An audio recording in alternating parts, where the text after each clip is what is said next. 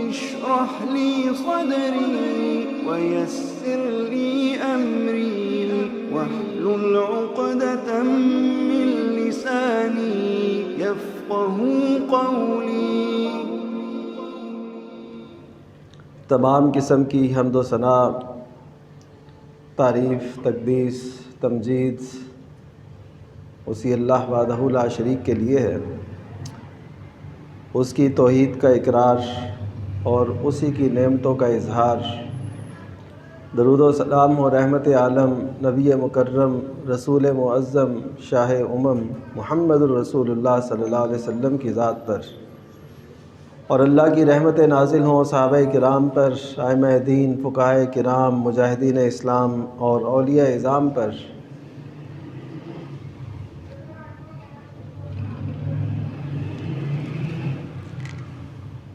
اسلام ایک مکمل دین ہے۔ ہم ہر لحاظ سے پابند ہیں، اپنے معاملات میں بھی اور دیگر اقوام کے ساتھ جو معاملات ہیں ان کے حوالے سے بھی ہم پابند ہیں۔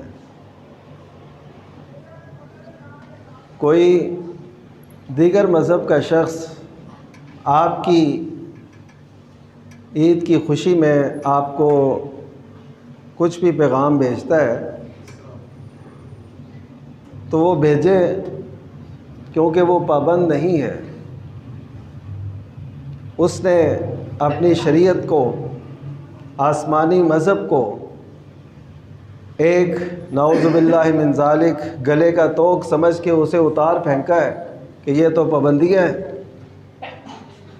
مغرب کی ساری جو ترقی ہے، جس کو ترقی سمجھا جاتا ہے، وہ اسی سلسلے کی ایک کڑی ہے۔ وہ کہتے ہیں کہ مذہب ہماری ترقی میں رکاوٹ بنتا ہے، اس وجہ سے انہوں نے مذہب کو خیر بات کہہ دیا۔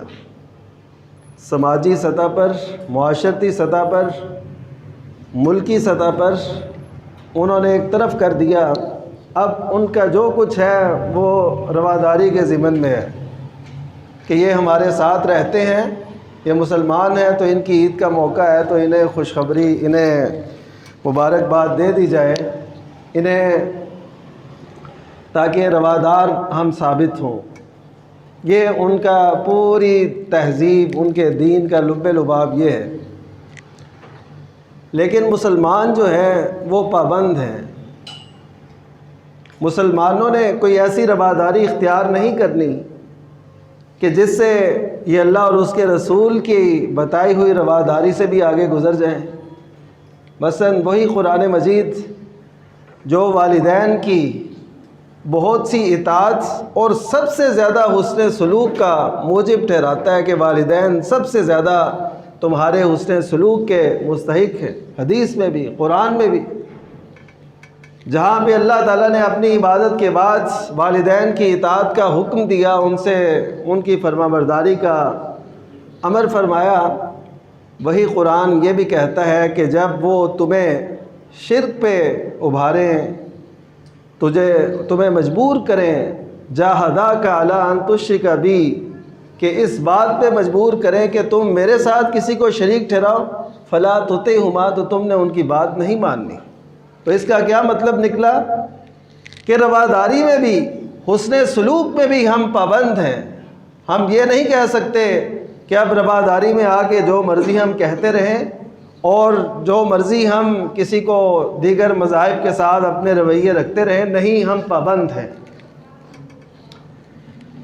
اس میں اہم جو بات ہے، کیونکہ اب کرسمس ڈے آ رہا ہے عیسائیوں کا، اور کرسمس کا مطلب اس کی لفظی تحقیق، اس پہ جو کچھ بھی لکھا گیا اور جو کچھ محققین نے پیش کیا، اس کا لب لباب یہی ہے کہ کرسمس محض عید نہیں ہے، محض یہ ان کی کوئی عید یا خوشی کی وہ جو ہے رسم وہ نہیں ہے، بلکہ ان کا یہ ماننا ہے، اور اس لفظ کے اندر یہ بات شامل ہے کہ نعوذ باللہ من ذالک کہ اللہ تعالیٰ کے ہاں بیٹے کی ولادت ہوئی۔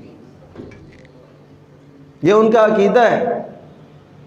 اگر کرسمس کے لفظی مطلب نہ بھی ہوں، جیسا کہ کئی لوگ کہتے ہیں کہ اس کا یہ مطلب نہیں ہے، نہ بھی ہوں، پھر بھی ان کا عقیدہ تو یہی ہے نا کہ عیسیٰ علیہ السلام اللہ تعالیٰ کے ہاں پیدا ہوئے، نعوذ باللہ من ذالک۔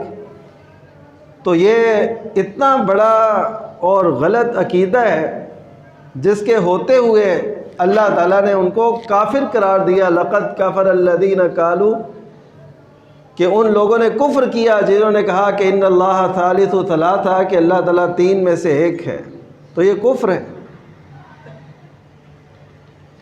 اب کوئی شخص اگر اپنے دین کی حدود و قیود سے نکلتا ہے اور وہ کہتا ہے کہ میں، کیونکہ عیسائی مجھے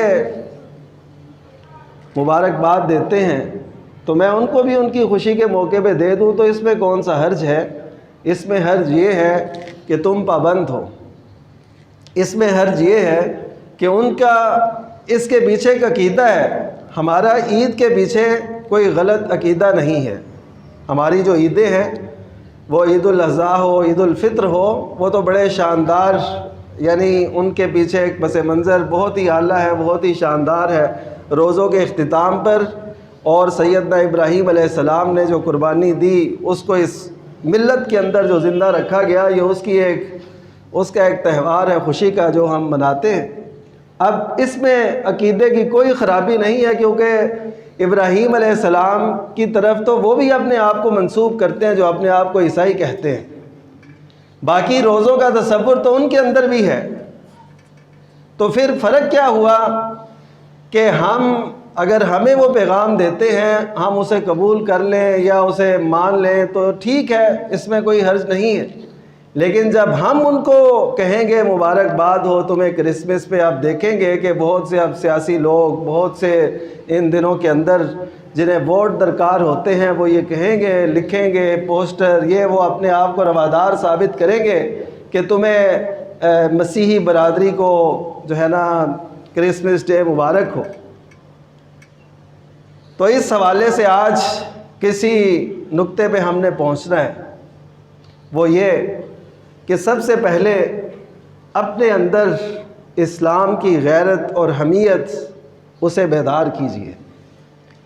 جب آپ کو پتہ ہوگا کہ دین اسلام تمام مذاہب سے اور تمام دنیا بھر کے ادیان سے اعلیٰ ہے اور یہ اللہ تعالیٰ کا پسندیدہ دین ہے، تو اس وقت تک آپ ہمیشہ اسی کو ترجیح دیں گے۔ غلطی کیا ہوتی ہے؟ ہم یہ سمجھتے ہیں کہ اسلام ایک ذاتی مسئلہ ہے، کوئی اس کو اختیار کر لے تو بھی ٹھیک ہے، نہ کرے تو بھی ٹھیک ہے، کوئی دین پہ کاربند ہوتا ہے تو ٹھیک ہے، ہو جائے، یہ نماز کسی نے پڑھ لی، کسی نے روزے رکھ لیے، دیگر احکام پہ عمل پیرا ہو گیا، نہیں کیا تو بھی ٹھیک ہے، ایسا نہیں ہے۔ ہمیں کسی نہ کسی طور پہ ہر ایک کو وہ علم، وہ اصول، وہ پتہ ہونے چاہیے اور ہم ان پہ ضرور عمل پیرا ہوں، ان پہ ڈٹ جائیں، ان پہ استقامت اختیار کریں۔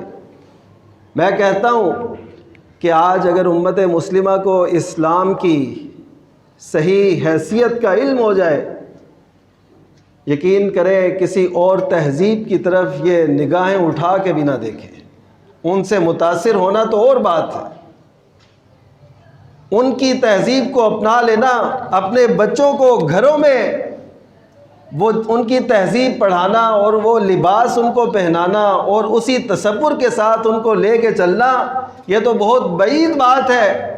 ہمیں اگر اسلام کا ادراک ہو جائے نا، یقین کریں ہماری تہذیب کے اندر ان کا ایک بھی نشان نہ نظر آئے۔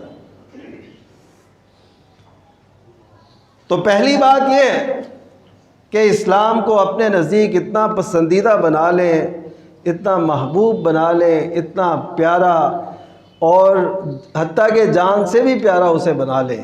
یہی تو وہ مفہوم ہے، رضیت باللہ ربا وبالاسلام دینا وبمحمد نبیا۔ نبی کریم صلی اللہ علیہ وسلم نے ایسے نہیں اس دعا کے متعلق فرما دیا تھا کہ جو شخص صبح کو 3 مرتبہ یہ دعا پڑھتا ہے تو نبی کریم صلی اللہ علیہ وسلم نے فرمایا کہ لا خذن بیدہ ولا ادخلن الجنہ، میں اس کے ہاتھ سے پکڑ کے اسے جنت میں داخل کراؤں گا۔ یہ ضمانت ہے پیغمبر اعظم و آخر محمد الرسول اللہ صلی اللہ علیہ وسلم کی۔ یہ کیوں ہے کہ جب تک آپ کے نزدیک، میرے نزدیک ہمارا دین جس کو اللہ نے ہمارے لیے پسند کیا وہ محبوب نہیں ہوگا تو ہم جھانکتے ادھر ادھر رہیں گے۔ ہم کبھی کس طرز پر، کبھی کس کے ساتھ، کبھی اس در پہ، کبھی اس در پہ، یہی ہماری صورتحال جو چلی آ رہی ہے ایک عرصے سے، وہ اسی کا نتیجہ ہے کہ ہم اسلام کو آج تک سمجھ نہیں پائے، جو ہمیں ہر خطبے میں سکھایا گیا اور نبی کریم صلی اللہ علیہ وسلم جو پڑھا کرتے تھے، خیر الہدی ہدی محمد صلی اللہ علیہ وسلم، بہترین جو طریقہ ہے روئے زمین پر، جتنی رہنمائیاں ہیں، جتنے راستے ہیں، جتنے نظام ہیں، ان سب میں سے جو بہتر نظام ہے وہ محمد الرسول اللہ صلی اللہ علیہ وسلم کا دیا ہوا نظام ہے۔ تو اس کی طرف سب سے پہلے ہمیں آنا ہے، اور یہ اسلام کی غیرت اور حمیت اس قدر ہے۔ سیدنا ابو بکر صدیق رضی اللہ تعالیٰ نبی کریم صلی اللہ علیہ وسلم کے چہرہ مبارک کی طرف دیکھ رہے ہیں۔ آپ کو اس باریکیوں کا، اس لطافتوں کا اندازہ ہونا چاہیے جو صحابہ کرام رضی اللہ عنہم نے دیکھی، جن کو بیان کیا۔ نبی کریم صلی اللہ علیہ وسلم کے چہرہ مبارک پر تغیر کے آثار ہیں۔ آپ کا چہرہ جیسے غضب میں ہوتا ہے اس طرح تھا۔ تو حضرت ابو بکر صدیق نے یہ بھانپ لیا، یہ جائزہ لے لیا کہ آپ کے چہرے پر جو یہ غضب کے آثار ہیں، اس کی وجہ یہ ہے کہ حضرت عمر رضی اللہ تعالیٰ عنہ تورات کا ایک صفحہ پڑھ رہے ہیں۔ تورات کا ایک صفحہ پڑھ رہے ہیں۔ یہ کون ہیں؟ جن کے بارے میں خود نبی کریم صلی اللہ علیہ وسلم نے فرمایا کہ اگر میرے بعد کوئی نبی ہوتا تو وہ عمر بن خطاب ہوتے۔ یعنی اس کا احساس نہیں ہے کہ یہ پڑھ کے متاثر ہو کے تو موسیٰ علیہ السلام کا مذہب قبول کر لیں گے، ایسا تصور بھی نہیں تھا۔ صرف یہ تھا کہ جب وہ شریعت موجود ہے، جب وہ دین موجود ہے، جب نبی کریم صلی اللہ علیہ وسلم جیسی ہستی موجود ہے، تو اس کے ہوتے ہوئے پھر تورات کا یہ ورق پڑھنے کی ضرورت کیا ہے؟ یہ تو اس وقت ہوتا ہے جب یہاں پہ کوئی چیز نہ ملے، تو پھر یہ ایک قسم کا اپنے دین یا اپنی شریعت سے اس میں جو کمی یا نقصان کا کوئی ایک باعث ہو سکتا ہے۔ نبی کریم صلی اللہ علیہ وسلم نے اس اندیشے کو بھی محسوس کرتے ہوئے یہ کہہ دیا، یہ انداز اپنایا۔ تو سیدنا ابو بکر صدیق نے جب دیکھا تو وہ کہنے لگے کہ ثقلت کا سواکل، کہ تمہیں گم پانے والیاں گم پائیں۔ اے عمر، تم نبی کریم صلی اللہ علیہ وسلم کے چہرہ مبارک کی طرف نہیں دیکھ رہے؟ ادھر تورات کا صفحہ ہے، وہ تورات جو آسمانی کتاب ہے اس کا صفحہ ہے۔ یہ تو بعد میں بہت ساری تبدیلیاں، اب تو دین ان کے ہاں مذہب ایک کھیل تماشا ہے، اس کے علاوہ کچھ بھی نہیں ہے۔ انہوں نے تو اس کو بدل کے برا حال کر دیا، تحریفیں اتنی کی اس بائبل کے اندر۔ یہ تو ایک علیحدہ کہانی ہے، لیکن اس دور کے اندر اگرچہ تحریف شدہ موجود تھی، لیکن کچھ نہ کچھ اس کی حقیقت تو موجود تھی۔ تو نبی کریم صلی اللہ علیہ وسلم نے ناراضی کا اظہار کیا، اور پھر سیدنا ابو بکر اور سیدنا عمر کو نبی کریم صلی اللہ علیہ وسلم نے یہ بات سمجھائی، اور ان کی وساطت سے امت مسلمہ کو یہ بات سمجھا دی کہ لو بدا فیکم موسیٰ، اگر موسیٰ علیہ السلام بھی تم میں نمودار ہو جائیں تو تمہیں میری اتباع چھوڑ کے اگر تم ان کی پیروی کرو گے تو لَزَلَلْتُمْ عَنْ سَوَاءِ السَّبِيلِ، تو تم سیدھے رستے سے ہٹ جاؤ گے، تم سیدھے رستے سے ہٹ جاؤ گے۔ یہ کیوں آپ صلی اللہ علیہ وسلم نے فرمایا؟ وہ اس لیے تاکہ اپنی امت کی یہ رہنمائی کر دیں کہ اگر ایک نبی کی کتاب جو ان پہ نازل ہوئی، ان کا ایک صفحہ پڑھنے والا بھی وہ رستے سے بہک سکتا ہے، تو جو آسمانی تعلیمات کو بالکل چھوڑ کے، قرآن کو بالکل چھوڑ کے اور نئی ایک تہذیب کو اس کا اس قدر دل دادا ہو جائے کہ شب و روز اسے پڑھے اور اس کی زندگی میں قرآن پڑھنے کا وقت بھی نہ ہو، اس کی زندگی میں احادیث مبارکہ کو جاننے کا، سیرت مبارکہ کو سمجھنے کا وقت بھی نہ ہو، تو آج مجھے بتائیے کہ نبی کریم صلی اللہ علیہ وسلم کے چہرہ پن انوار پر کیسے شکن پڑے اگر وہ آج امت مسلمہ کی حالت دیکھیں کہ یہ کس رو میں بہہ رہے ہیں۔ ہم نبی کریم صلی اللہ علیہ وسلم کی عزت کا باعث بن رہے ہیں، ہم نبی کریم صلی اللہ علیہ وسلم کی شان اور رفعت کا باعث بن رہے ہیں، ہم خوشی کا باعث بن رہے ہیں؟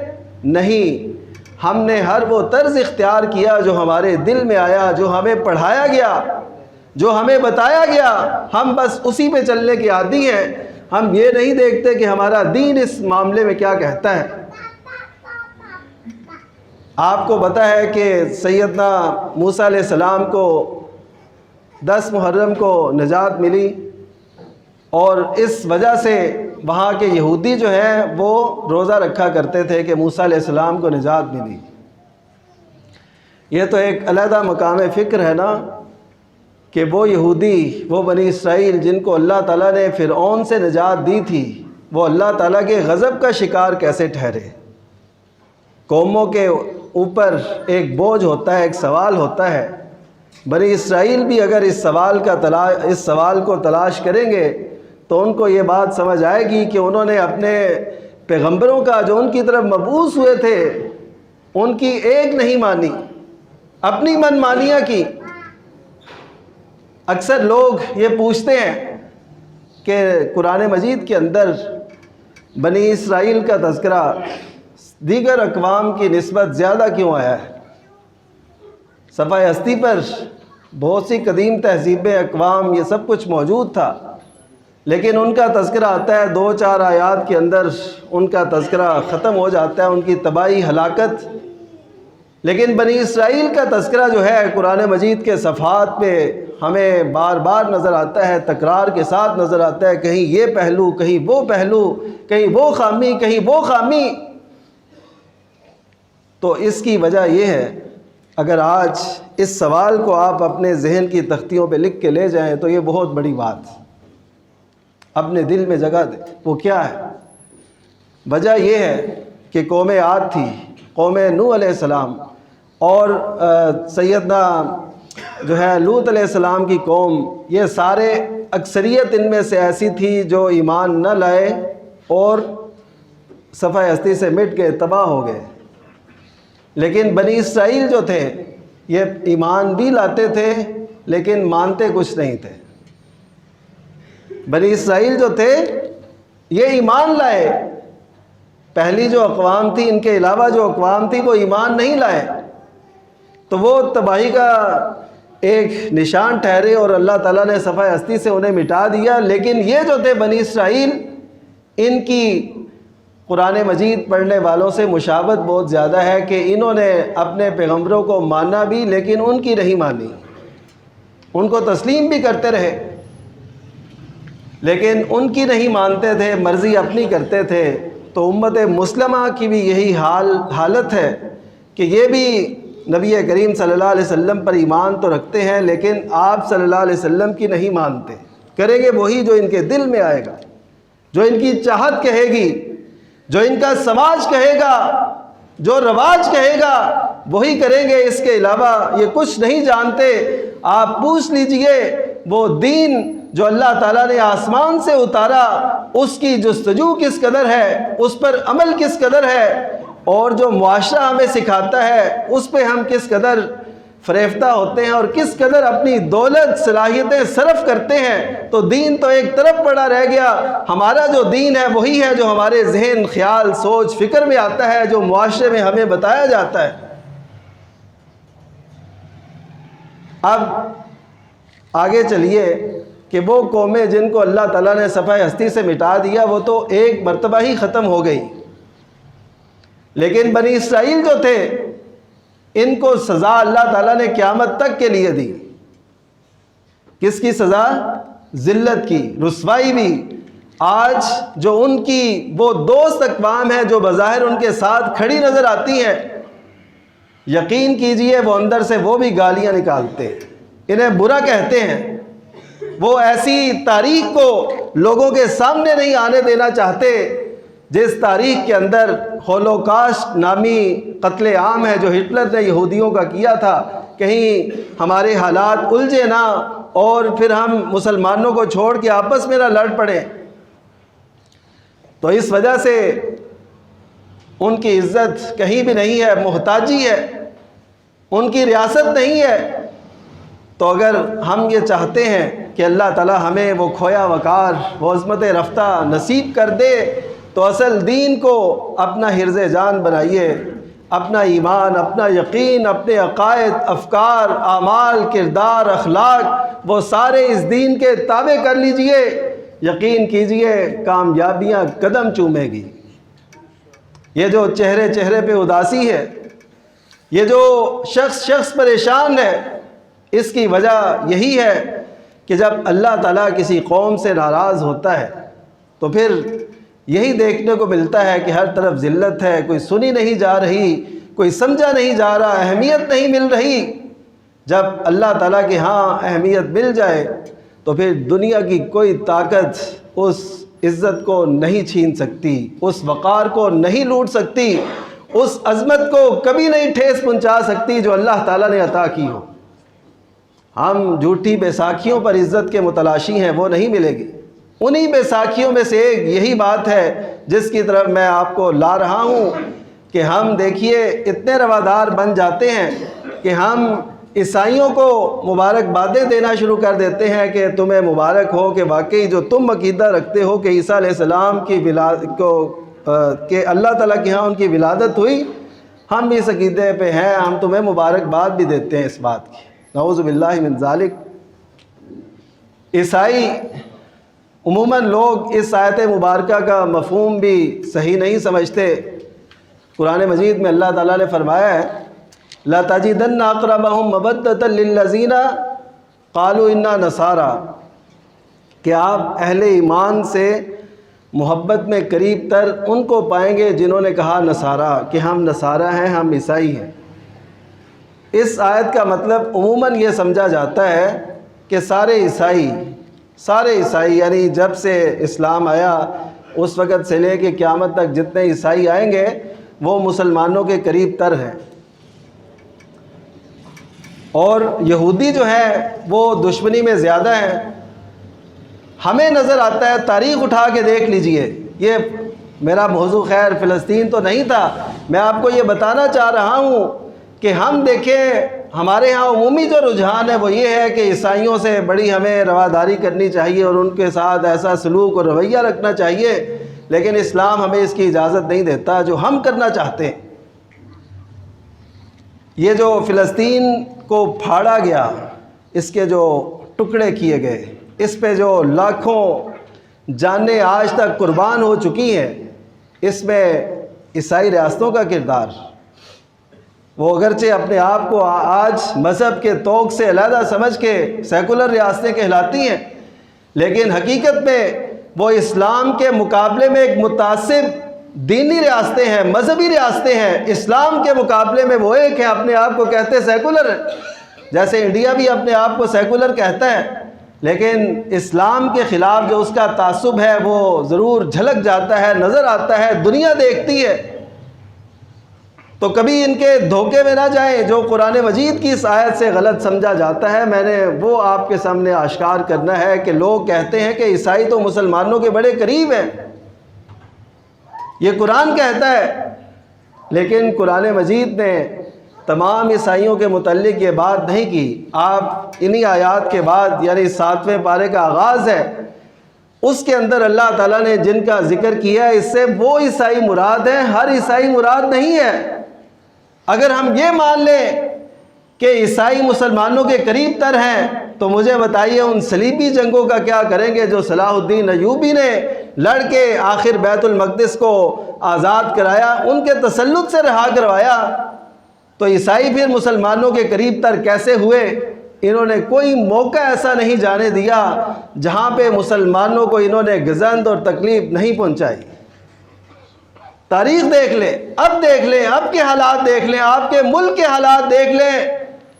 میرے دوستو، اگر آج آپ زیادہ گہرائی میں بھی نہ بھی جائیں تو آپ ایک کتاب میں آپ کو حوالہ دوں گا، دنیا عیسائیت کی زد میں، نیٹ سے آپ کو مل جائے گی، دنیا عیسائیت کی زد میں، وہ آپ پڑھ لیں، آپ کو پتہ چلے کہ یہ کیسے ہمارے مسلمان بھائی بہنوں سے اسلام کی دولت کو چھینتے ہیں۔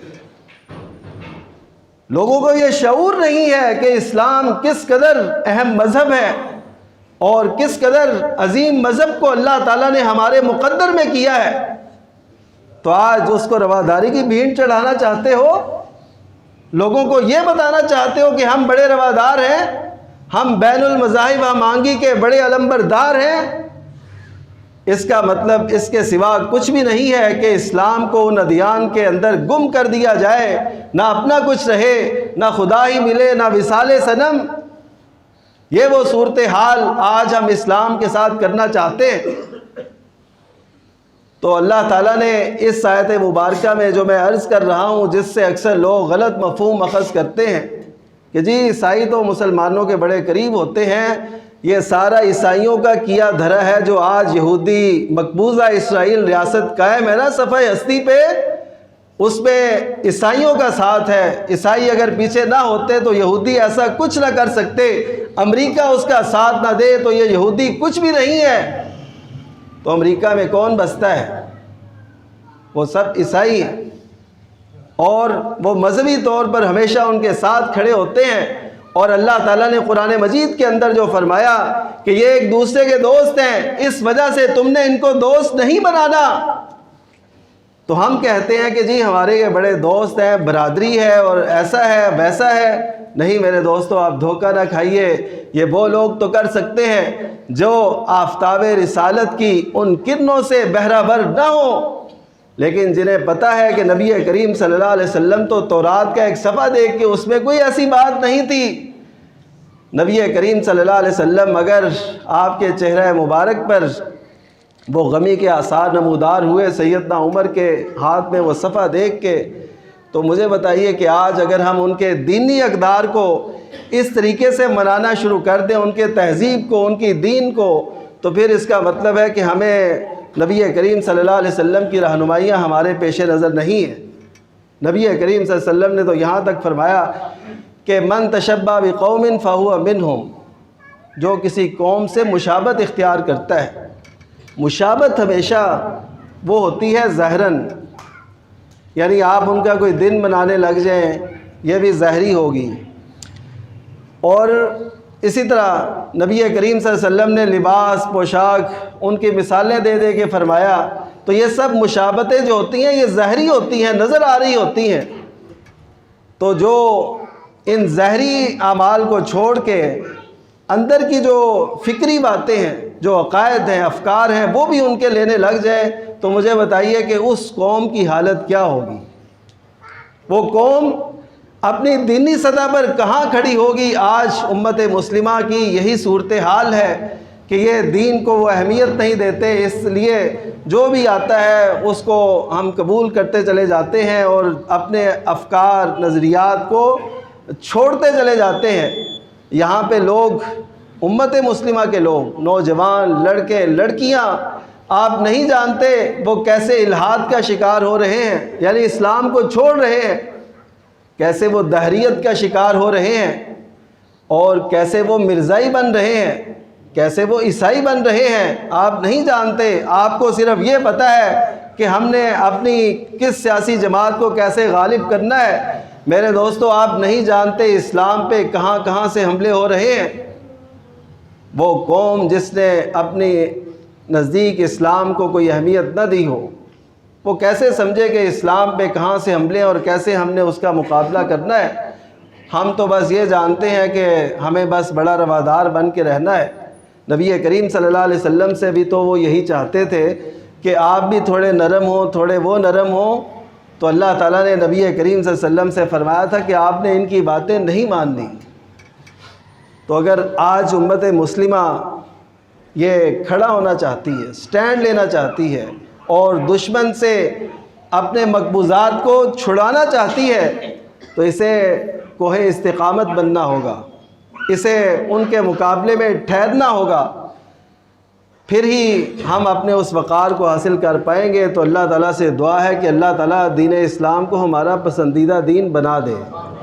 اس کے لیے دعائیں کیا کریں اٹھ کر راتوں کو کہ یا اللہ وہ مذہب جس میں میری نجات چھپی ہوئی ہے، جس میں میرے معاشرے کی، میرے ملک کی، اور جس کی بنیاد پر یہ ملک حاصل کیا گیا، آج وہ دین یہاں آ کے ہم سے اجنبی ہے، ہم سے دور ہے۔ وہ کیا وجہ ہے؟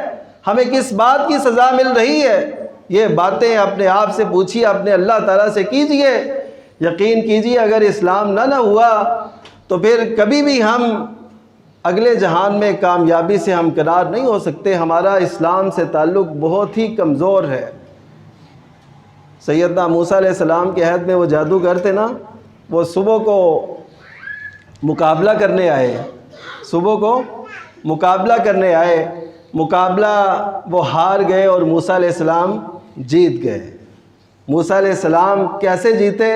اللہ تعالیٰ کی اس اعانت سے، اس مدد سے کہ اللہ تعالیٰ نے وہ جو معجزہ دکھایا وہ سب ان کی لاٹھیوں کو نگل گیا۔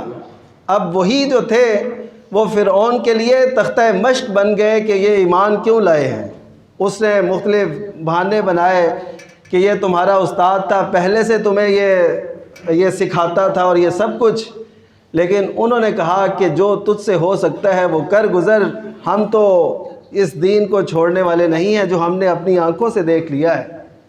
میرے دوستو، وہ ایک ہی لمحے میں، ایک ہی مقابلے میں کتنا کچھ حضرت موسیٰ علیہ السلام کے دین کو دیکھ سکتے تھے، لیکن انہوں نے کیا کیا کہ دین کو اپنا حرز جان بنا لیا اور باقی سب کو ایک طرف کر دیا۔ انہوں نے کہا جان جاتی ہے تو جائے، فَاقْضِ مَا أَنْتَ قَاضٍ، قرآن مجید کے الفاظ، جو فیصلہ تجھ سے ہو سکتا ہے ہمارے بارے میں وہ تو کر گزر، ہم اس اسلام کو نہیں چھوڑ سکتے۔ انہوں نے تو ایک مقابلہ دیکھا تھا، ہم نے تو اپنی زندگی میں نبی کریم صلی اللہ علیہ وسلم کی سیرت مبارکہ کو بھی پڑھا، دیکھا، قرآن مجید کی آیات کو بھی پڑھا۔ وہ اتنے بڑے بڑے عظیم معجزے ہم دیکھ کر پھر بھی اسلام ہم سے دور ہے، ہم اسلام سے دور ہیں۔ اسلام کی وہ غیرت اور حمیت ہمارے اندر موجود نہیں ہے، اس کو پیدا کیجئے۔ جب یہ آپ پیدا کریں گے تو یقین کریں کبھی یہ تصور بھی نہیں آئے گا کہ آپ اسلام سے ہٹ کے کوئی اتنا بڑا اقدام کریں کہ آپ عیسائیوں کو ان کی عید پہ مبارکبادیں دینے لگ جائیں۔ وآخر دعوانا الحمدللہ رب العالمین۔ اشرح لي صدري ويسر لي أمري واحلل عقدة من لساني يفقه قولي